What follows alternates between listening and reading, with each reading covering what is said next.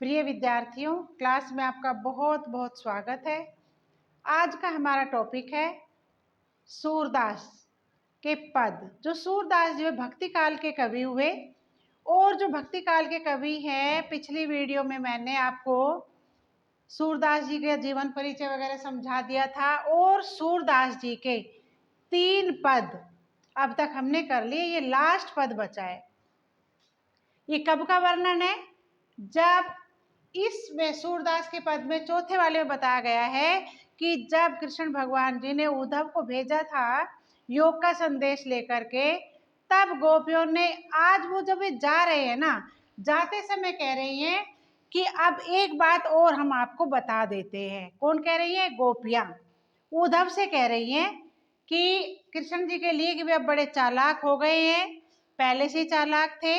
ये मैं आपको इसी के माध्यम से समझाऊंगी कि वे कह रहे कि पहले से चालाक थे, लगता है गुरु ग्रंथ और पढ़ लिया है, गुरु रूपी ग्रंथ और ज़्यादा पढ़ लिए हैं, और क्या कर रहे हैं, फिर वो आगे बता रही है कि जाकर के हमारा ये संदेश देना।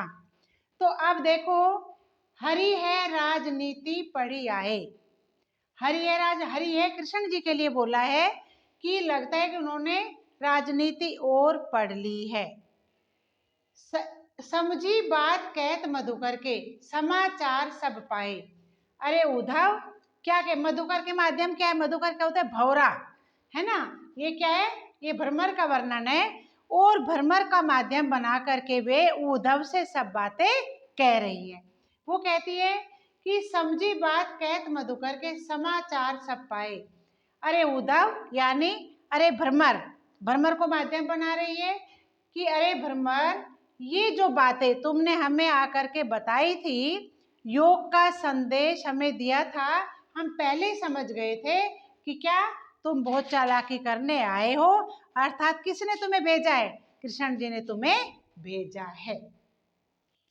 एक अति चतुर होते पहले ही, एक तो वे पहले से बहुत अधिक चालाक थे, पहले से बहुत अधिक चतुर थे। अब गुरु ग्रंथ पढ़ाए, अब उन्होंने और गुरु रूपी ग्रंथ पढ़ लिया है। गुरु ग्रंथ और अधिक पढ़ाई कर ली, राजनीति की और अधिक पढ़ाई कर चुके हैं।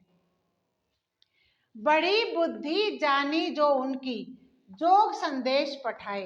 अब लगता है कि वे बहुत अधिक बुद्धिमान हो गए हैं और अधिक समझदार हो गए हैं, क्योंकि जानी जो जोग संदेश पठाए। अब वो ज्यादा बुद्धिमान इसलिए हो गए हैं क्योंकि उन्होंने हमारे लिए योग का संदेश भी भेज दिया है। पहले क्या थी हम? प्रेम का संदेश क्या था? अब वो योग कहने लगे, है ना। अब ज्ञान मार्ग की शाखा की तरफ ले जाने लगे। ऊधो भले लोग जागे के, परहित डोलत धाए। अरे उद्धव, जो पुराने लोग होते थे, पुराने समय में जो लोग होते थे, वो कैसे होते थे? परोपकार के लिए दौड़े आते थे। लेकिन तुम तो बिल्कुल परहित डोलत धाए, पहले तो परोपकार के लिए डोलते थे, परोपकार के लिए दौड़े चले जाते थे, लेकिन आपने तो क्या किया? इसके बिल्कुल विपरीत किया है।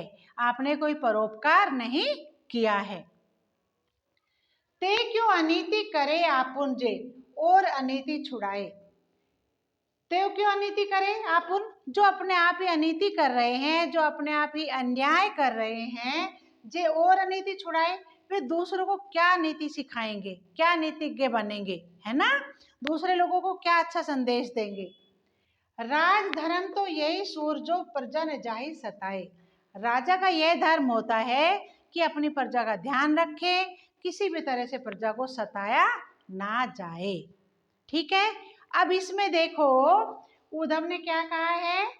इसमें जो समाचार सब पाए, सा और सब, सा की आवृत्ति हो गई है, तो कौन सा अलंकार हुआ? ये हुआ अनुप्रास अलंकार। अब इधर देखो, अब गुरु ग्रंथ, जो गुरु ग्रंथ है, गा की आवृत्ति तो हो रही है, वैसे तो अनुप्रास हो जाएगा, लेकिन गुरु रूपी ग्रंथ, जैसे कोई ग्रंथ पढ़ा गया, किसी गुरु ने उसको ग्रंथ पढ़ा दिया, गुरु रूपी ग्रंथ, इसमें आ जाएगा रूपक अलंकार।